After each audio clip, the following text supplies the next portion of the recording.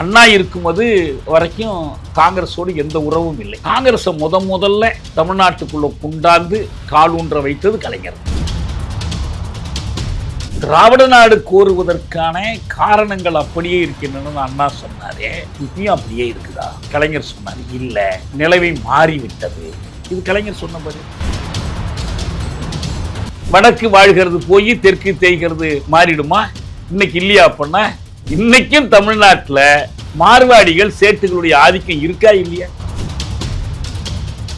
இந்த காங்கிரஸ்காரங்க ஆட்சியிலும் பங்கு அதிகாரத்திலும் சரி, ஆட்சியில் ஏன் பங்கு பெற? காங்கிரஸ் சோசியலிசத்தை மாநில ஆட்சியில் உட்கார்ந்து நடைமுறைப்படுத்த போறீங்க. என்ன கொள்கையை நடைமுறைப்படுத்த போறீங்க? மத்தியில் கூட்டாட்சி, மாநிலத்தில் சுயாட்சி. இதான் சுயாட்சியும் கூட்டாட்சியுமா? இப்படிதான் ரெங்கமன்னார் கூட அறிக்கை சொல்லுதா? திமுக தனியா ஆட்சி நடத்தினால் தமிழக அரசு சுயாட்சி ஆயிடாது. இதுல எங்க கூட்டாட்சி தன்னாட்சி எல்லாம் வருது உங்களுக்கு? நீங்க அண்ணாவின் கொள்கைகளை கடைபிடிக்கிறன்னா இந்திய வடக்கத்திய பெருமுதலாளிகள், குஜராத்தி மார்வாடி சேட்டுகளுக்கு எதிராக நிக்கணும். ஆட்சி அதிகாரத்தை அதுக்கு பயன்படுத்தணும். அப்படி செய்யலையே. இந்தி திணிப்பை என்றும் எதிர்ப்போம். அப்ப இதுக்கு என்ன அர்த்தம்? எல்லா காலத்திலையும் இந்தி திணித்துக் கொண்டே இருப்பார்கள், நீங்கள் எதிர்த்து கொண்டே இருப்பீர்கள், அதுக்கு ஒரு முடிவே இல்லைன்னு.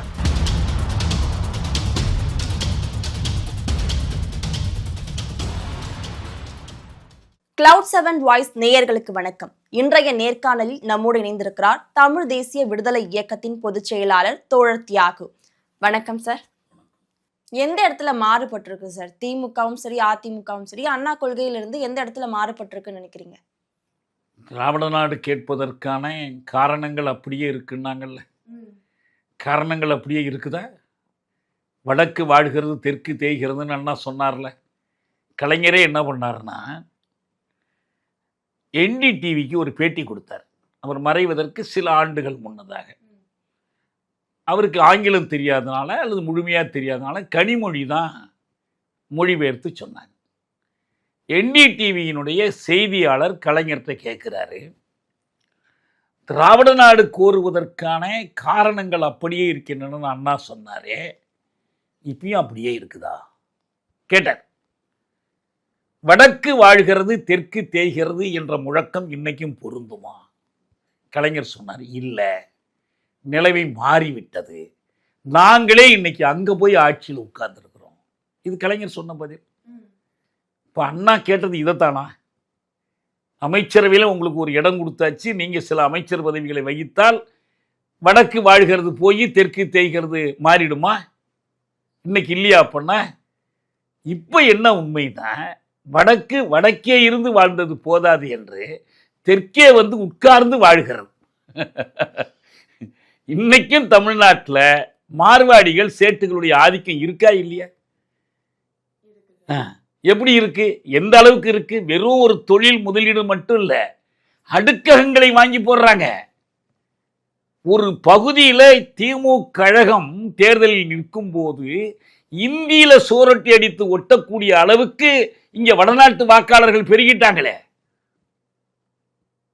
அப்ப எப்படி வடக்கு வாழல மாறிடுச்சு, நிலைமை மாறிடுச்சுன்னு எப்படி சொல்ல முடியும்? அப்ப மாநில சுயாட்சி அடைஞ்சாச்சா? மாநில சுயாட்சி கோரிக்கை இந்திய அரசு ஏற்றுக்கொண்டதா?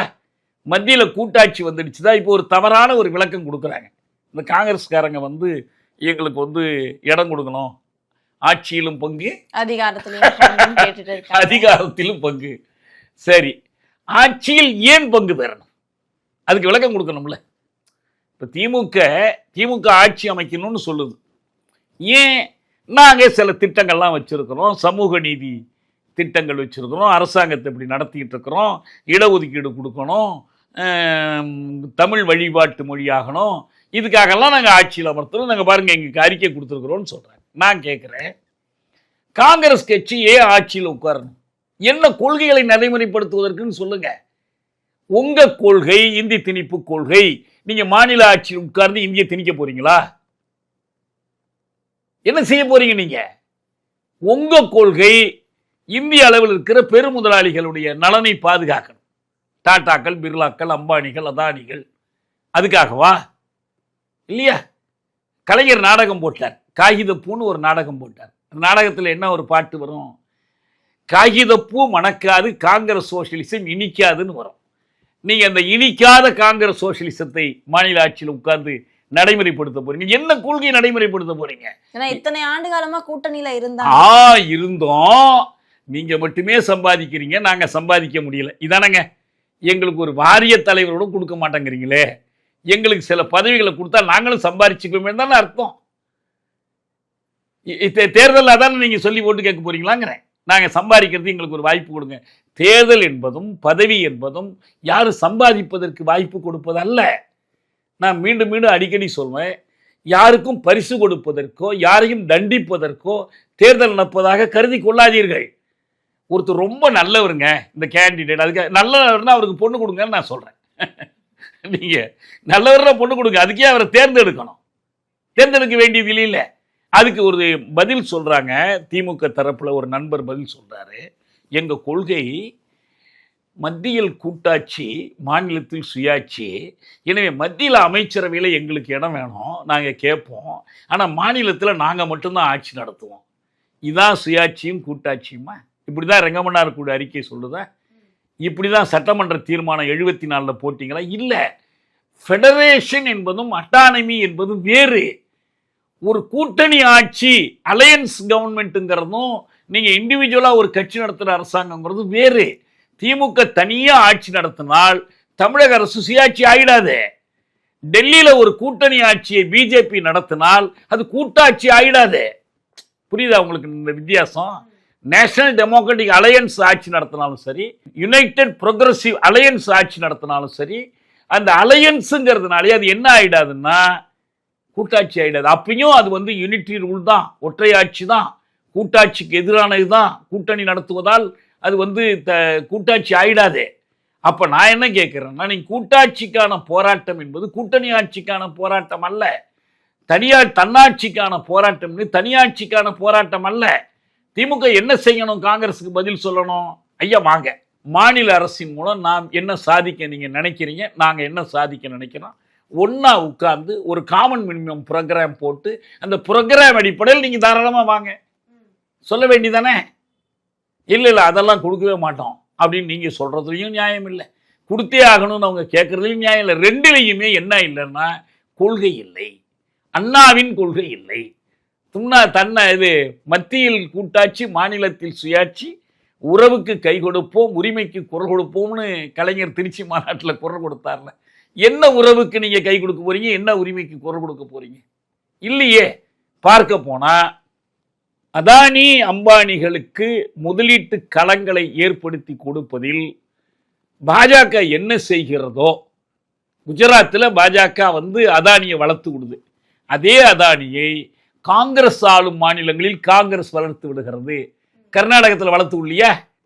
கேரளத்தில் வந்து விழிஞ்சம் துறைமுகத்துக்கு அதானியை கூப்பிட்டு நீங்க துறைமுகம் அமைக்கலையா? இங்கே சென்னையில் வந்து அதானியினுடைய முதலீடுகளுக்கு கழகம் பாதுகாப்பு கொடுக்கல, திமுக ஆட்சி பாதுகாப்பு கொடுக்கல. அப்போ ஒன்னா தானே இருக்கு. இதுல எங்க கூட்டாட்சி தன்னாட்சி எல்லாம் வருது உங்களுக்கு? நீங்க அண்ணாவின் கொள்கைகளை கடைபிடிக்கிறன்னா இந்திய வடக்கத்திய பெருமுதலாளிகள், குஜராத்தி மார்வாடி சேட்டுகளுக்கு எதிராக நிற்கணும், ஆட்சி அதிகாரத்தை அதுக்கு பயன்படுத்தணும். அப்படி செய்யலையே. அதனால இப்படி நிறைய செய்திகள் அண்ணாவிடமிருந்து கற்றுக்கொள்ள வேண்டிய செய்திகள். ஆள்வோர் கற்றுக்கொள்ளணும். ஆள்வோர் கற்றுக்கொள்ளாத போது ஆள்வோரை கற்றுக்கொள்ளும்படி போராடி அழுத்தம் கொடுப்பதற்கு போராடுகிற இயக்கங்கள் கற்றுக்கொள்ளும். நாங்கள் அண்ணாவின் கொள்கையை அப்படியே 100க்கு 100 அப்படியே வச்சுக்குவோம், நம்ம அந்த மாநில சுயாட்சி போதும் அப்படின்னு கருதலை. பெரியாருடைய தமிழ்நாடு தமிழருக்கே என்ற அந்த முழக்கம் இருக்கு பாருங்க, அதுதான் தமிழ்நாட்டினுடைய தன்னாட்சிக்கான உண்மையான முழக்கம். நான் வந்து 89 இப்போ நீங்கள் இப்படி எதிரில் உட்காந்து பேசுகிற மாதிரி கலைஞரோடு உட்காந்து நான் பேசினேன். இந்த சிறை கொடுமைகள் பற்றி நான் எழுதிக்கிட்டு இருந்தேன், அதுக்காக அவர்கிட்ட பேசினேன். பேசும்போது அவர் என்னிடம் சொன்னார், இது முதல்ல சொன்னார், ஆஃப் ரெக்கார்டுன்னு சொல்லிட்டு சொன்னார், தமிழ்நாடு தமிழருக்கே எங்கள் கொள்கை அல்ல, அது பெரியாருடைய கொள்கை தான் அப்படின்னு சொன்னார். நான் இதை எழுதிக்கிறேன்னு அவர் திரும்ப சொன்னார், சரி தியாகு இது ஆன் ரெக்கார்டே இருக்கட்டும், நீங்கள் தாராளமாக எழுதுங்க, அதான் உண்மை. நாங்கள் வந்து திமுக கழகத்தில் அந்த கொள்கையை நாங்கள் கைவிட்டுட்டோம், அது பெரியாரோட கொள்கை. எனவே தமிழ்நாடு தமிழருக்குங்கிற கொள்கையை நாங்கள் கைவிட்டுட்டோன்னு சொல்லிட்டு இப்போ என்ன சொல்கிறாங்க, 75வது ஆண்டு திமுகவுக்கு வந்துடுச்சு, 100 ஆண்டு காண்பதற்குள் மாநில சுயாட்சி அடைவோம். காஞ்சிபுரம் கூட்டத்தில் ஸ்டாலினுடைய பேச்சு நான் அப்பயே எழுதினேன். அதுக்கு ரோட் மேப் எங்க சார்னு கேட்டேன். அதற்கு ஒரு வழி தடம் சொல்லணும்ல. இப்போ இந்த அளவுக்கு வந்திருக்கோம், இந்த மைல்கல் வரைக்கும் வந்திருக்கோம், இன்னும் இவ்வளவு தூரம் இருக்கு, எப்படி அடைய போறீங்க? எப்படியாவது அடுத்தடுத்து முதலமைச்சர் பதவியில் உட்கார்ந்துட்டா அடைஞ்சிருவீங்களா? மாநில சுயாட்சி வந்துருமா? அப்ப ஏன் 67லேருந்து இது வரைக்கும் அந்த பாதையில் நீங்கள் கண்டிருக்கிற முன்னேற்றம் என்ன? ஒண்ணுமே இல்லையே. நீங்க அரசமைப்பு சட்டத்தின் 17வது பகுதி கொடுத்துனீங்க, அது அப்படியே இருக்குது. இந்தி திணிப்பை தடுக்க முடியல, எல்லாமே அப்படியே தொடரும். அதுக்கான குரல் கொடுத்துட்டு தானே சார் இருக்காங்க. இந்தி வேண்டாம், இந்தியை திணிக்க வேண்டாம் அப்படின்னு. அதாங்க அந்த முழக்கம் 50 முழக்கத்துல ஒரு முழக்கம் இருக்கு. என்ன முழக்கம் தெரியுமா? இந்தி திணிப்பை என்றும் எதிர்ப்போம். அப்ப இதுக்கு என்ன அர்த்தம்? எல்லா காலத்திலையும் இந்தி திணித்து கொண்டே இருப்பார்கள், நீங்கள் எதிர்த்து கொண்டே இருப்பீர்கள், அதுக்கு ஒரு முடிவே இல்லைன்னு அர்த்தம். அவ்வளவுதானே. நீங்க ஒரு பக்தன் வந்து ஸ்ரீராம ஜெயம்னு எல்லா காலத்திலையும் எழுதிக்கிட்டே இருப்பான். ஸ்ரீராமன் தான் ஜெயிச்சிருக்கணுமே, ஜெயிக்கலைன்னா அப்புறம் ஸ்ரீராம ஜெயம் எதுக்கு எழுதிக்கிட்டே இருக்கிற? இன்னும் ஜெயிக்கலன்னு அர்த்தம். அதான அர்த்தம் அதுக்கு. இந்தி திணிப்பை என்றும் எதிர்ப்போனா என்ன அர்த்தம்? இந்தி திணிப்பு நிரந்தரமா இருக்கும், நீங்க எதிர்த்து பேசிக்கிட்டே இருப்பீங்க, அவ்வளவுதான். அதுக்கு ஒரு முடிவு. அரசமைப்பு சட்டத்தை திருத்தணும், அதான அர்த்தம். 17வது பகுதி திருத்தணும். திருத்துவது தமிழ்நாட்டில இருந்து 40 பேரையும் உங்க கையில பதவி கொடுத்தா கூட உங்களால் திருத்த முடியுமா? திருத்த முடிஞ்சிருக்கா? இப்போ வேற வழி யோசிக்கணும்ல. அரசமைப்புக்குட்பட்டு திருத்த முடியல. ஏன்னா இந்த அரசமைப்பு என்பதே தேசிய இனங்களின் அடிமை முறின்னு சொல்றோம். ஒரு அடிமை சாசனத்தை தலையில் சுமந்து கொண்டு நீங்க எப்படி மக்களுக்கு நன்மைகள் செய்ய முடியும்? பெருஞ்சித்திரனார் சொன்னாரு, இந்தி வேண்டாம் ஆனா இந்தியா இருக்கட்டும்னு சொல்றது குதிரை வேணும் ஆனா லத்தி போடாத குதிரையா இருக்கணும்னு சொல்றதுதான். லத்தி போடாத குதிரை எப்படி இருக்கும்? பொம்மை குதிரையா இருக்கும். நெஜ குதிரைன்னா அது என்ன பண்ணும்? லத்தி போட்டுக்கிட்டு தான் இருக்கும். இந்தியா இந்தியை லத்தியாக போட்டுக்கொண்டே இருக்கும். அதான் நடக்கும். உங்களால் மாற்ற முடியாது. அப்போ மாற்றங்கள், போராடுகிற வழிமுறைகளை ஏற்கணும். கடந்த காலத்தில் ஏற்பட அண்ணா கடைசியா சொன்னார் இல்லையா, எ டிசிசிவ் மூமெண்ட் வில் அரைவ்னு. அந்த டிசிசிவ் மூமெண்ட் எப்போ வரப்போகுது? எப்போ 2ல் ஒரு முடிவு கட்ட போறீங்க? நீட்டு சட்டம் போட்டீங்க, அதிமுக ஆட்சியில் போட்டு அனுப்புனாங்க, நீங்க போட்டு அனுப்புனீங்க. மக்கள் 95% பேர் நீட்டு வேண்டான்னு சொல்றவங்களா இருக்கிறாங்க. ஆய்வுக்குழு அமைத்து நீட்டுனால ஏழைகள் பாதிக்கப்படுறாங்க, பெண்கள் பாதிக்கப்படுறாங்க, கிராமப்புற மக்கள் பாதிக்கப்படுறாங்க. எல்லா ஆதாரையும் நீங்களையும் கொடுத்தீங்க. அவர் ஆளுநர் போட்டுக்கிட்டு ஏறி உட்கார்ந்துக்கிறாரு. குடியரசுத் தலைவர்கிட்ட போய் கிடப்பில் இருக்கு, ஒண்ணுமே பண்ண முடியல. அடுத்த ஸ்டெப் என்ன? மீண்டும் எங்களையே தேர்ந்தெடுங்க, நாங்கள் எப்படியாவது போக்குறோம்னு சொல்றதுதான் அடுத்த ஸ்டெப்பு. ஏன் இந்த பதவியை விலகிவிட்டு களத்திற்கு வந்து போராடுகிற முடிவை ஏன் நீங்க எடுக்க முடியல? இது அவங்கள மட்டும் நம்மளால சொல்ல முடியாதுல்ல சார். இப்ப இருக்கிற அரசியல் களத்துல எல்லாருமே அந்த பதவியை நோக்கின ஒரு பாதையில தான் போயிட்டு இருக்காங்க. சரி, அப்ப நீங்களும் அப்ப சொல்லுங்க, நாங்களும் பதவியை நோக்கி தான் போறோம், எல்லாரும் போறாங்க, நாங்களும் போறோம். அப்போ உங்கள்கிட்ட என்ன தனித்தன்மை இருக்கு? இதை கேட்கக்கூடியது யாருன்னு நினைக்கிறீங்க சார்? மக்கள் இதை அவங்க கிட்ட கேட்கறது ஒரு அவங்களுடைய உரிமை தானே. அதையே மக்கள் கிட்ட இருந்து அந்த ஒரு கேள்வி வரல நினைக்கிறீங்க? வருது. மக்கள் சார்பில் தான் நான் கேட்கிறேன். பதில் என்னவா இருக்கும்னு நினைக்கிறீங்க? பதில் என்னவா இருக்கும்? அவங்க மாறணும் அல்லது அவர்களை மாற்றணும், அவ்வளவுதான் அதுக்கான பதில். நம்ம அவங்க அதை மாற்றிக்கொள்ளணும்னு நினைக்கிறோம், விரும்புகிறோம். அவங்க மற்றவங்களும் நாங்களும் ஒண்ணுதான்னு சொல்லிட்டாங்கன்னா நம்ம இந்த கேள்வி கேட்க போறதில்லை. நாங்கள் மற்றவங்களை போல இல்லைன்னு சொல்றதுனால இதை கேட்குறோம். ஏன் நாங்களும் சேர்ந்து தான் உங்களுக்கு வந்து நீட்டை நீங்கள் எதுக்குறீங்க, இந்திய அரசு மோடி அரசு அதை நீட்டை திணிக்குது என்பதால் தான் நாங்களும் உங்களுக்கு ஆதரவு கொடுத்துருக்கோமே. நீங்கள் தான் உங்களை கொண்டு தான் அவங்கள தடுக்கணும், உங்களை கொண்டு தான் ஜெயிக்கணும் நாங்கள் ஆதரவு கொடுத்துருக்குறோம். நாங்கள் ஆதரவு கொடுக்கும்போது பெற்றுக்கொள்றீங்க, அப்போ நாங்கள் கோரிக்கை வைக்கக்கூடாதுன்னு எப்படி சொல்ல முடியும்? அதே மாதிரி அண்ணா, கலைஞர், எம்ஜிஆர் இவங்களுடைய நட்பை பற்றி என்ன சார் சொல்லுங்க? அண்ணா கலைஞர், இது அண்ணா வழியில் அவருடைய தளபதிகள். ஆனால் கட்சி தொடங்குகிற காலத்தில் கலைஞர் இல்லை. இந்த 50 தலைவர்கள்ங்கிற பட்டியலில் வந்து கலைஞர் வரமாட்டார், அவர் பின்னால் தான் வர்றார். ஆனால் வந்தாலும் வந்து அவர் அண்ணா வழியில் அவர் தான் தொடர்ந்து தமிழ்நாட்டில் எல்லாத்தையும் எடுத்துகிட்டு போகிறார். ஆனால் நிறைய வந்து அண்ணாவினுடைய கருத்துக்களை, அண்ணாவினுடைய நிலைப்பாடுகளை பதவி அரசியல் காரணங்களுக்காக நீர்க்கச் செய்தார். ஒரு உதாரணம், அண்ணா இருக்கும்போது வரைக்கும் காங்கிரஸோடு எந்த உறவும் இல்லை. காங்கிரஸ்லாம் தனிப்பட்ட விரோதம்லாம் இல்லை. அவர் காமராஜரை மதித்தவர் தான், பல தலைவர்களை மதித்தவர் தான், நேரு பற்றியெல்லாம் ரொம்ப உயர்வாக அவர் பேசியெல்லாம் நான் கேட்டிருக்கேன். ஆனால் கட்சி காங்கிரஸ் என்பது இந்திய தேசியத்தினுடைய கட்சி. நமக்கும் அதுக்கும் ஒட்டு உறவு இல்லை, எந்த ஆதரவும் கொடுக்கக்கூடாதுங்கிறதுல அண்ணா தெளிவாக இருந்தார். காங்கிரஸை முதல்ல தமிழ்நாட்டுக்குள்ளே குண்டாந்து காலூன்ற வைத்தது கலைஞர் தான். 71 பொது தேர்தலில் செஞ்சார். ஏன் அப்போ காங்கிரஸ் ரெண்டாக பிளந்துடுச்சுது. தமிழ்நாட்டில் காமராஜர் தான் பெரிய சக்தியாக இருந்தார். ஏன்னா காமராஜரை தோற்கடிக்க இந்திரா காந்தியினுடைய உதவியே நான் 71 தேர்தல் என்ன பண்ணார் தெரியுங்களா? 10 தொகுதிகள் காங்கிரஸுக்கு நாடாளுமன்ற தொகுதிகள் ஒதுக்கி கொடுத்தார். ஒதுக்கி கொடுத்து சட்டமன்ற தொகுதி எல்லாத்துலேயும் இவரே போட்டி போட்டார். ஏன்னா மாநில ஆட்சிக்கு நிறைய வரணுங்கிறதுக்காக இவர் போட்டி போட்டார். அதிலேருந்து ஆரம்பித்தது தான் கலைஞருடைய அந்த காங்கிரஸ் ஆதரவு போக்கு, காங்கிரஸுக்கு துணை செய்த போக்கு. அதே காங்கிரஸ் இவருடைய ஆட்சியை கலைச்சிச்சு. 76 கலைத்தார்கள், நெருக்கடி நிலையை திணித்தார்கள். 77 அதுக்கு பிறகு நடந்த நாடாளுமன்ற தேர்தலில் காங்கிரஸுக்கு எதிராக இவர் நின்றார். ஆனால் காங்கிரஸுக்கு எதிராக நின்று ஜனதா ஆட்சி வருது, ஜெயபிரகாஷ் நாராயணுடைய ஆதரவோடு வருது. ஆனால் 81 எல்லாம் இவர் மீண்டும் காங்கிரஸ் கிட்ட போய் அவங்களுக்கு அதிக இடங்கள் 24 இடங்கள் 40ல் 16 இடங்கள் மட்டும் நான் நிற்கிறேன். ஏன்னா எப்படியாவது எம்ஜிஆரை வீழ்த்திட்டு தான் அந்த மாநில ஆட்சி பிடிக்கணுங்கிறதுக்காக அந்த வேலையை செஞ்சார். ஏன்னா 77 எம்ஜிஆர் வந்துட்டார், மாநில அரசுக்கு வந்துட்டார், இவர் நெருங்க முடியாமல் இருக்கு. அதுபோல போய் அந்த உடன்பாடு செய்து காங்கிரஸிடம் ஒப்படைத்தார். பல முறை தலையில் அடிச்சுக்கிட்டுலாம் வருத்தப்பட்டெல்லாம் அவர் பேசுனது உண்டு, காங்கிரஸை நான் ஆதரித்தது தப்பு தான்லாம். ஆனால் ஒன்றும் எந்த முடிவும் இல்லை. கடைசியாக என்னாச்சு விளைவு? எம்ஜிஆர் போய் ஜெயலலிதா வந்துட்டார். ஜெயலலிதாவுக்கு எதிராக மத்திய அரசை பயன்படுத்தணுங்கிறதுக்காக வாஜ்பாய்க்கு ஆதரவு கொடுத்தார்.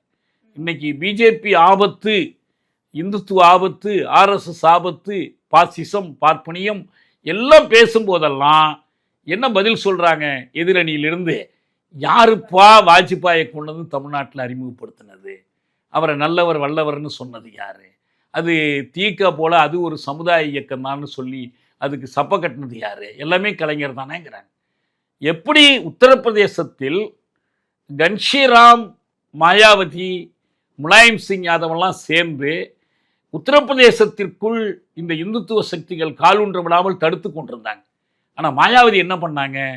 ஒரு கட்டத்தில் பிஜேபியோட கூட்டு சேர்ந்து உத்தரப்பிரதேசத்தில் இந்த இந்துத்துவ சக்திகள் வளருவதற்கு அவங்க துணை போனாங்க.